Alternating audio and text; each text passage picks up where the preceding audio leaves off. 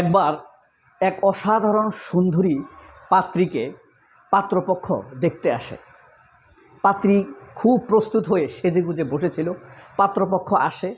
কিছুক্ষণ কথা বলার পর পাত্রী জ্ঞান হারিয়ে ফেলে, জ্ঞান হারিয়ে পড়ে যায়।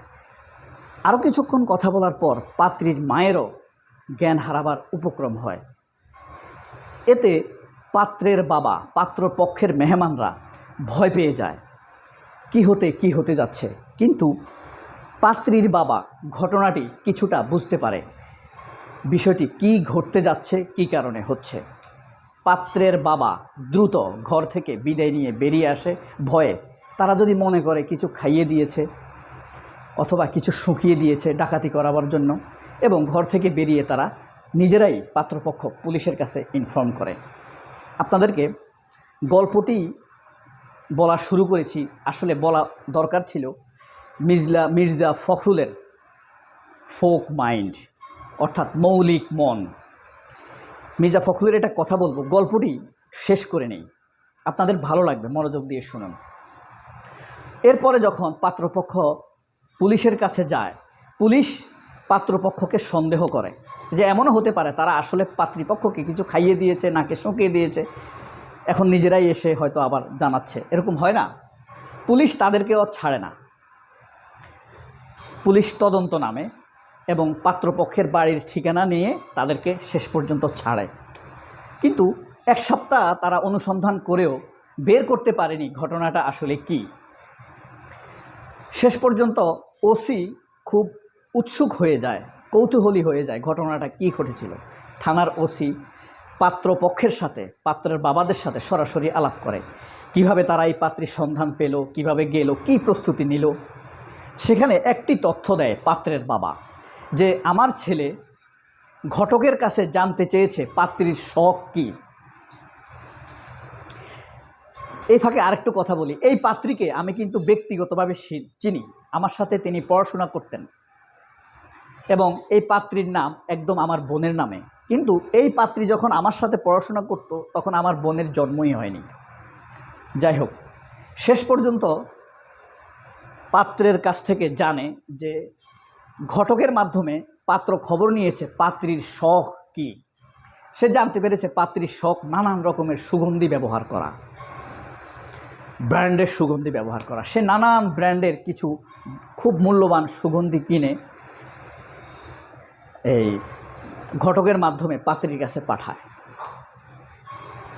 এবং পাত্রপক্ষ দেখতে আসবে এই উপলক্ষে পাত্রীর বাবাও বা পাত্রীর পরিবারও নানান রকম সুগন্ধিতে ঘর ভরে ফেলে।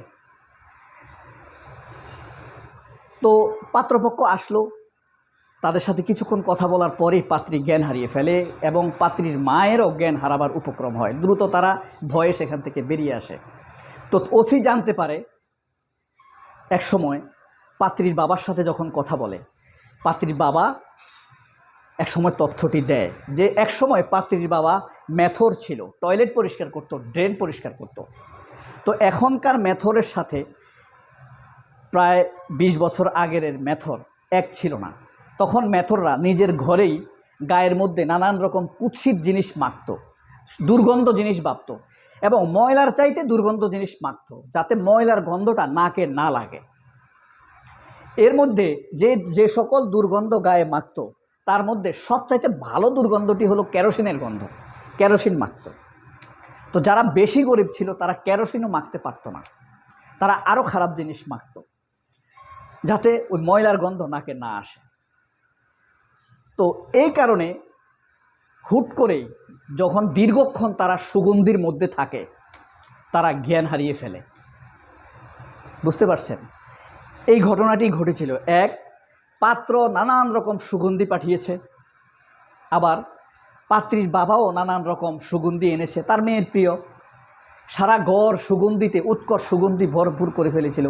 আসলে তাদের নাকে তার বাবা যখন টয়লেট পরিষ্কার করে আসতো এই উৎকট দুর্গন্ধ তাদের গায়ে লাগতো। 20-25 বছরের অভ্যাস তাদের মধ্যে এটা গড়ে উঠেছে। এরপরে যখন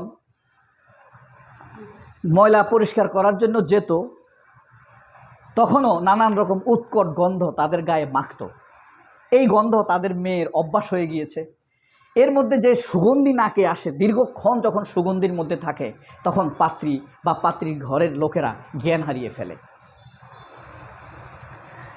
এই বাবাও একসময় এরকম হতো, কিন্তু বাবার বয়স হয়েছে, নাকের স্মেল কমেছে।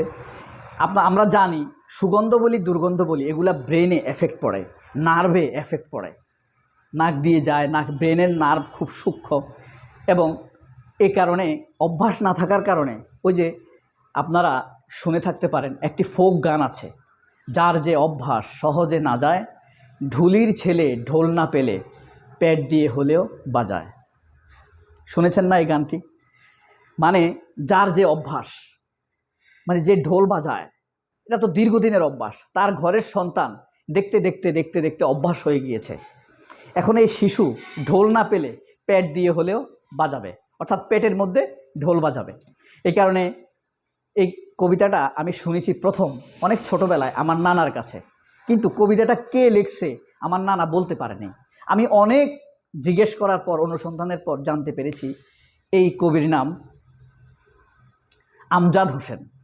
আপনারা কি একটা সিলেটে তার বাড়ি, তিনি কিন্তু মাদ্রাসায় পড়েছেন, কামেল পাস, এখন তিনি লন্ডন। তার বিরুদ্ধে যুদ্ধাপরাধের অভিযোগ দিয়েছে আওয়ামী লীগ। তার বয়স এখন 87 বছর।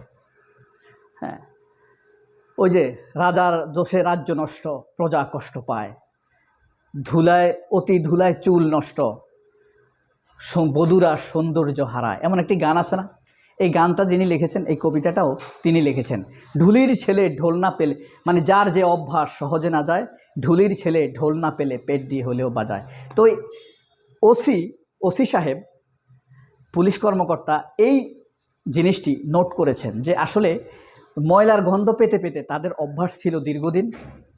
এখন আমি আমার সেই বান্ধবীর নাম বলতাম, পাত্রেরও নাম বলতাম, তারা এখন অত্যন্ত হাই সোসাইটি মেনটেন করে, খুব হাই সোসাইটি মেনটেন করে, নাম বললেই চিনবে, তাদের কোম্পানির নাম বললেই চিনবে, সুগন্ধির কোম্পানি আছে, তাদের ল্যান্ড প্রপার্টিজ আছে, নাম বললেই চিনবেন। তাদের সম্মানের স্বার্থে আমি এটি বলছি না। তো বুঝতে পারছেন, মূলত গল্পটি বলার ইচ্ছা ছিল এই, মানুষের ফোকাল মাইন্ড, ছোটোবেলা থেকে মানুষের মনের ভিতরে যে মাইন্ডসেট গড়ে ওঠে সেটা থেকে মানুষ বের হয়ে আসতে পারে না। ফখরুলের কথা বলি, মির্জা ফখরুলের কথা। মির্জা ফখরুলের বয়স যখন 17, 18, 19, 20, 21 বা 22, তখন সে ছাত্র, তখন সে দীক্ষা নিয়েছে, ছাত্র ইউনিয়ন করতো, সে ইসলাম বিদ্বেষী রাজনীতি করত, মার্ক্সের রাজনীতি করত, এরকম। তখন তাদেরকে শিখিয়েছে, পাঠচক্র করিয়েছে। হ্যাঁ, পাঠচক্র হয়, কিন্তু তাদের পাঠচক্রতে আমি স্বয়ং নিজে গিয়েছি। সেখানে আল্লাহ রাসূলদেরকে ইয়ারকি করা হয়, বড় বড় আলেমদেরকে ইয়ারকি করা হয়, দুরূদ শরীফের ফেরোডি গাওয়া হয়। তো মির্জা ফখরুলকে 20-22 বছর বয়সে পাঠচক্রে তাদের দীক্ষার মধ্যে তাদের গুরুরা শিখিয়ে দিয়েছে, দাঁড়ি টুপি রাখা মানেই উগ্র, ইসলাম মানেই উগ্র, ধর্ম যারা পালন করে তারা উগ্র, এটাই তাদেরকে শিখিয়ে দিয়েছে। সারা জীবন মির্জা ফখরুল এগুলো লালন করেছে। ধর্ম মানেই ঘৃণা করা। কার্ল মার্ক্স কি বলেছে? ধর্ম একটা আফিম, আর মির্জা ফখরুলটা মনে করে ইসলাম একটা আফিম।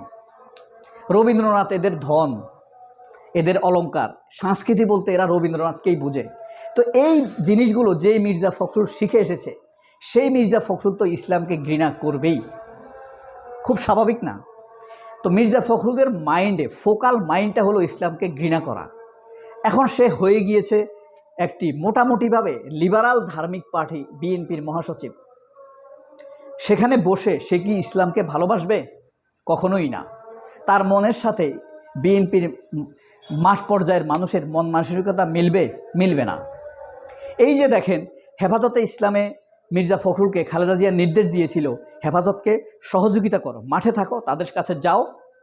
মির্জা ফখরুল, মির্জা আব্বাস এরা হেফাজতের পাশে থাকেনি, খালেদা জিয়ার কথা শুনেনি, খালেদা জিয়ার নির্দেশ অমান্যতা করেছে, বেয়াদবি করেছে খালেদা জিয়ার সাথে এই মির্জা ফখরুলরা।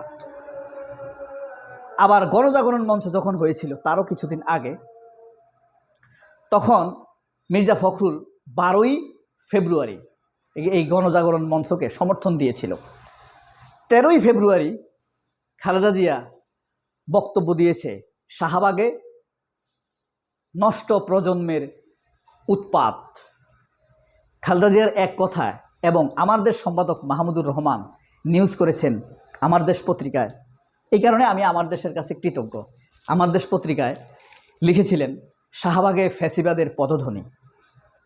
এই মে মাসেই আল্লাহর কি নির্মম পরিহাস, নিয়তির নির্মম পরিহাস, আল্লাহর কি বিচার, সেই শাহবাগে আওয়ামী লীগ নিষিদ্ধ হলো। তো মির্জা ফখরুলরা ইসলামকে ঘৃণা করা থেকে বেরিয়ে আসতে পারেনি। এটাই হলো মির্জা ফখরুলদের ফোকাল মাইন্ড, মাইন্ড, শয়তানের মন। সেখান থেকে তারা বেরিয়ে আসতে পারবে না। ওই যে দুর্গন্ধ ছাড়াতে পারে না, যার যে অভ্যাস সহজে না যায়, ঢুলির ছেলে ঢোল না পেলে পেট দিয়ে হলেও বাজায়। সবাই অনেক ভালো থাকবেন। আল্লাহ হাফেজ। মনে কষ্ট রাখবেন না, দোয়া করবেন, ক্ষমা করবেন। আসসালামু আলাইকুম।